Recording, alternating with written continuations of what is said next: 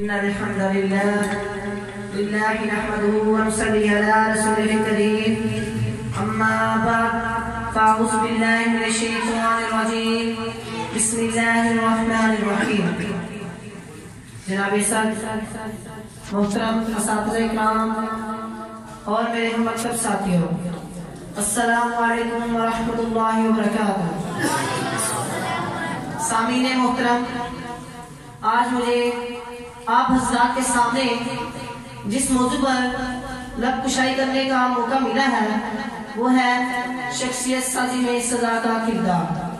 صدر مجلس، یہ ایک ناقابل فراموش حقیقت ہے کہ اس عالم فانی میں جہاں با کردار اور با اخلاق خصوصیات سے مزین شخصیات نے جنم لیا، وہاں کردار فاسد اور اخلاق باطل سے گردالو شخصیات نے اپنی آنکھ کھولی.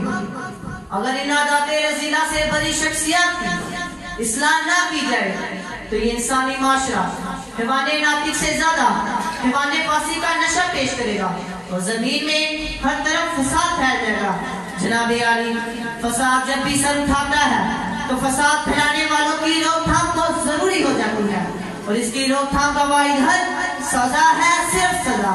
لیکن سوال یہ پیدا ہوتا ہے کہ کیا سزا ان کی شخصیت سازی میں اہم کردار ادا کر سکتی ہے یا ان کی تقریبی شخصیت سازی کا محرک ثابت ہوگی؟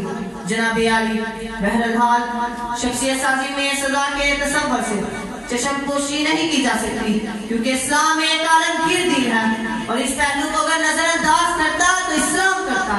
لیکن بیسیوں مسالے ایسی ہیں جس نے شخصیت سازی کی نوک پلک سوارنے میں سزا نے نمایاں کردار ادا کیا ہے. سامعین محترم، اگر جنت کے ساتھ جہنم کا تذکرہ نہ ہوتا تو شاید کوئی صدقہ خیرات کرنے والا نظر نہ آتا، احترام رمضان چشم فلک کو دیکھنا نصیب نہ ہوتا، مساجد آباد نظر نہ آتی، جرم و جور کا بازار گرم ہوتا اور انسانیت ہمدردی کو جنم نہ دے سکتی. جہنم کا تذکرہ کر کے اللہ تعالیٰ نے سزا سے ڈرایا ہے، کیونکہ کچھ لوگ نعمتوں کے نام سے نہیں سمجھتے بلکہ سزا کے دھمکی آمیز الفاظ انہیں اخلاقی حدود سے تجاوز نہیں کرنے دیتے.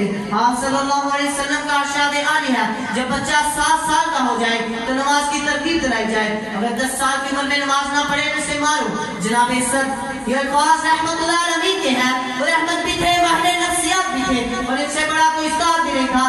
لیکن نبی رحمت نے بھی انسان کی اخلاقی تربیتی خدوخال کی اصلاح کے لیے سزا کو نظر انداز نہیں کیا. قرآن کہتا ہے اگر میاں بیوی کے درمیان ناچاکی ہو جائے تو بھلائی کے لیے خاوند اس کی اصلاح کرے، نہ مانے تو بستر الگ کر دیا جائے، پھر بھی نہ مانے تو اسے سزا دے. لیکن وہ سزا رہے تشدد نہ بن جائے، ایسی سزا نہ ہو جسے جسم پر نشان پڑ جائے. یہاں میں اضافہ کرتا چلوں، آج تعلیمی اداروں میں سزا کا تصور ختم کر دیا گیا ہے، جبکہ اسلام نے اسے ختم نہیں کیا. اسلام نے ظلم اور تشدد کو ختم کیا ہے. حضرات ایسا کیوں ہے؟ کیونکہ ہم سزا اور تشدد میں فرق نہیں کر پائے. آج سزا کا تصور ختم کر دیا گیا ہے، جس کی وجہ سے اخلاقی بیماریاں جنم لے رہی ہیں. سزا کی قدر بھی تھا، ادب و احترام بھی تھا، تہذیب بھی تھی اور حیا بھی تھا. لیکن ایک سزا کے ختم ہونے کی وجہ سے آج اس کو احترام بھی کی طرف ماننا پڑتی ہے. معزز سامعین، اگر اللہ تعالیٰ نے معاشرے کے امن کے لیے سزائے تعجب کی تھی، اگر حد سرق نہ ہوتی تو کسی کا مال محفوظ نہ ہوتا، اگر حد زنا نہ ہوتی تو کسی کی عصمت محفوظ نہ ہوتی، اگر حد قذف نہ ہوتی تو اس سے پاؤں تلے ڈال دی جاتی. اور یہ بات یاد رکھی جائے کہ حدود اور سزائیں انتقامی نہیں بلکہ اصلاح ہے، اور یہ اس لیے ہے تاکہ انسانوں کو پرامن معاشرے میں جینا آ جائے. معزز سامعین، آج سرے بازار لوٹی اسٹیج چوریاں اور ڈاکے، اور میرا نوجوان کہ جس کا دامن تہذیب و اخلاق سے آری ہے وہ اس بات کا پیش کہنا ہے کہ اگر ہمارے معاشرے کو، ہمارے تہذیب و تمدن اور معاشرے کو سزا کے حدود و قیود سے مزید آزاد کر دیا گیا تو جناب صدر شخصیتیں تو ہوں گی لیکن تعمیری نہیں تقریبی ہوں گی. پھر وہ معاشرے کو سزا نہیں دیں گے بلکہ ظلم و تشدد کا طوفان بدتمیزی لے آئے گے اور اس وقت اسلام بھی اپنے تمام ہتھیار ٹال چکی ہوگی. اور آخر میں ایک عظیم فلسفہ کو نقل کرنا چاہوں گا. جناب صدر، انہوں نے بھی سزا کو نظر انداز نہیں کیا. امام غزالی رحمۃ اللہ علیہ فرماتے ہیں کہ اگر بچوں کی اصلاح کے لیے سزا دینی ہو تو 3 سے زیادہ چھڑیاں نہیں لگانی چاہیے، اس لیے کہ سزا رہے، تشدد نہ بنے.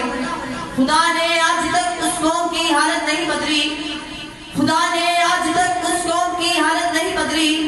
نہ ہو جسے خیال آپ اپنی حالت میں بدلنے کا وما علینا الا البلاغ المبین۔